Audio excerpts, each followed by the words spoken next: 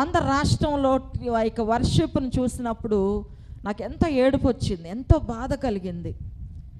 ఎలాగుందంటే ఒక సినిమా అవార్డులలో ఏ విధంగా కేకలు వేస్తున్నారో, ఏ విధంగా గంతులు వేస్తున్నారో, ఏ విధంగా పొగలు, ఆ మ్యూజిక్లు, ఆ యొక్క ఈలలు ఎలా గందరగోళంగా ఉందో దేవుని ఆరాధనలో కూడా అలాగే ఉంది. నాకు చాలా బాధ వేసింది, చాలా కష్టం కలిగింది. ఒక సినిమా యాక్టర్ వస్తే గందరగోళంగా చప్పలు కొట్టినట్లుగా దేవుని పాటలు పాడుకుంటూ గందరగోళంగా చప్పలు కొడుతూ ఉన్నారు. దేవుని వాక్యం సెలవిస్తుంది, దేవుడు అల్లరికి కర్త కాడు, అల్లరికి కర్త కాడు.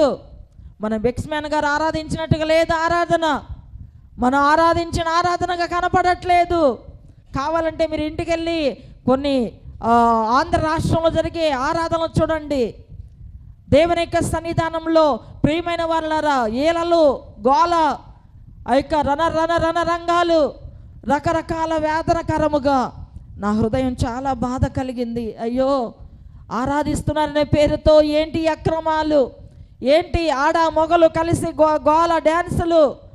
స్టేజ్ మీద ఉన్నాడు ఊగిపోతున్నాడు, కింద ఉన్న వాళ్ళు ఊగిపోతున్నారు అని చెప్పి దేవునికి రావాల్సిన మహిమ రాకుండా, ప్రశాంతంగా కాకుండా ఎలాగో ఆరాధన చేస్తూ